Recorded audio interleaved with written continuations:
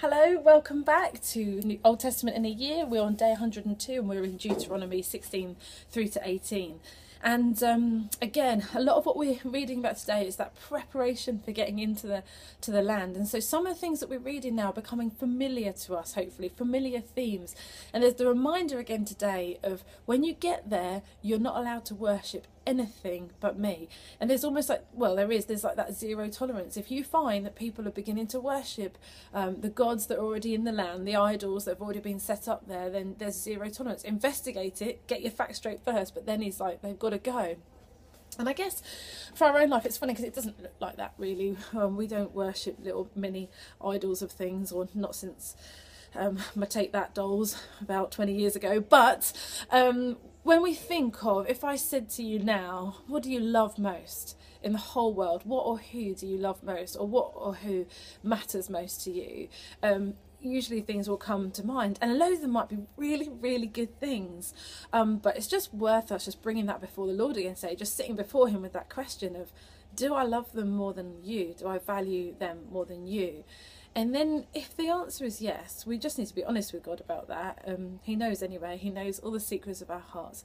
And let's just ask him to reorder our worship and that we would choose to focus our heart's attention and affection on him again.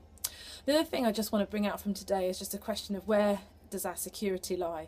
They're getting ready again to enter the land, and this little thing crops up about the Levites, the priests, and just reminding them that they're not going to get any allocation when they go into the land. They're not going to be given any piece of land, and it says in chapter 18 they're to have no allotment or inheritance, and then it goes on to say in verse 2, the Lord is their inheritance as he promised them.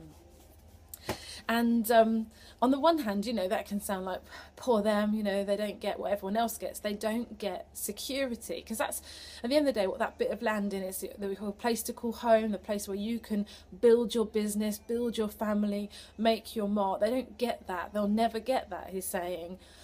So on the one hand, it's like, oh, poor them, they don't get what everyone else is getting. But he's saying, but you get me, I'm your inheritance.